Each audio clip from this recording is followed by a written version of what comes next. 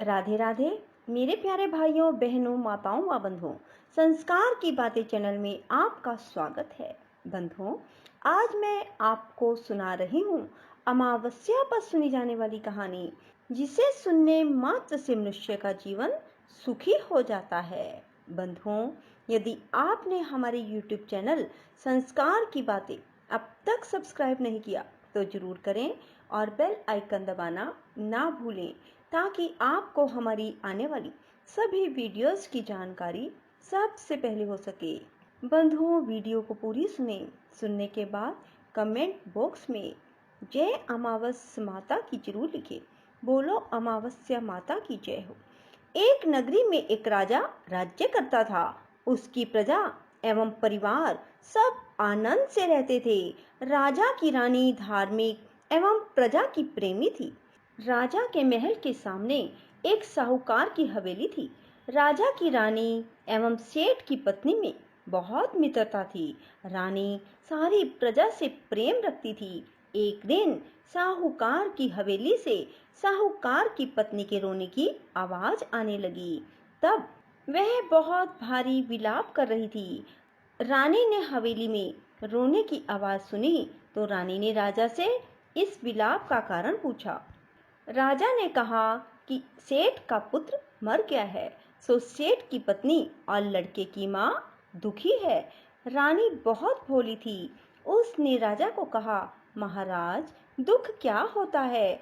राजा को समझ में नहीं आया कि रानी को कैसे समझाए कि दुख क्या होता है। रानी वापस बोली, महाराज, दुख क्या होता है? जब राजा ने रानी से कहा, तुम अपने कुंवर को मार दो तो मालूम हो जाएगा कि दुख क्या होता है। महारानी ने अपने कुंवर को महल से नीचे गिरा दिया। भगवान की कृपा से कुंवर गारे के ढेर पर गिरा और उसको खरोंच तक न आई। रानी अपने कुंवर को देखने के लिए नीचे आ रही थी कि कुंवर को सामने से आते देखा। यह देख राजा भी दंग रह गया कि इतने ऊपर से गिरने के बाद भी कुंवर को कुछ न हुआ। रानी ने राजा से वापस पूछा, महाराज, दुख क्या होता है? बताओ।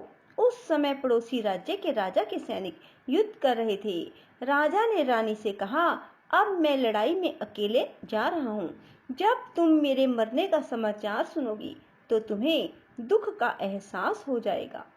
राजा ने युद्ध के लिए प्रस्थान किया, लेकिन भगवान और अमावस्या माँ की कृपा से लड़ाई जीतकर राजा घर वापस आ गया। अब राजा को भी आश्चर्य होने लगा कि क्या कारण है। उसी समय महारानी महाराज के पास आई और वही प्रश्न दोहराने लगी, दुख के बारे में कैसे एहसास दिलाया जाए। राजा ने रानी को बुलाकर कहा, अब हम गंगा जी की यात्रा करने जा रहे हैं। वहां गंगा की धारा में कूद जाऊंगा, तब तुम्हें दुख का एहसास होगा। रानी ने गंगा यात्रा की तैयारी की और आवश्यक सामान व रास्ते में भोजन की सामग्री का प्रबंध कर यात्रा के लिए प्रस्थान किया। कैलाश पर भगवान शिव ने पार्वती से कहा कि सती, आज मैं कलयुग में सुखी आत्मा के दर्शन कराऊंगा। शिव जी ने बकरे व पार्वती ने बकरी का रूप धारण कर एक बावड़ी के पास घास चरने लगे। इतने में राजा रानी की सवारी आई। रानी ने सुंदर छाया और बावड़ी को देखा तो राजा ने कहा, हम यहीं थोड़ी देर जलपान व विश्राम करके आगे बढ़ेंगे। राजा रानी ने वहां जलपान किया। उसके बाद राजा पानी लेने के लिए बावड़ी में गया। उस समय बकरी का रूप धारण किया। पार्वती ने बकरे का रूप धारण किया। शिव जी से पूछा, स्वामी, इस रानी को दुख देखना है, मगर इसे दुख क्यों नहीं मिलता? रानी ने बकरी को मनुष्य की भाषा में बोलते देखा। उसे गौर से इसने सुना कि इसने सुख नाम की अमावस्या का व्रत किया था। इस जन्म में रानी बनी और सुख का आनंद ले रही है। सती, यह राजा गंगा में भी नहीं मरेगा। रानी ने उसकी बात सुनी।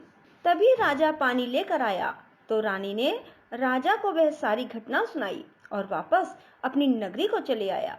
राजा ने अपनी राज्य में प्रजा को सुख अमावस के व्रत करने की आज्ञा दी। राजा हर अमावस माँ की पूजा और कथा करने लगा। यह व्रत जिस दिन शुक्रवार की अमावस हो उसी रोज से आरंभ करें। 21 अमावस तक व्रत करें।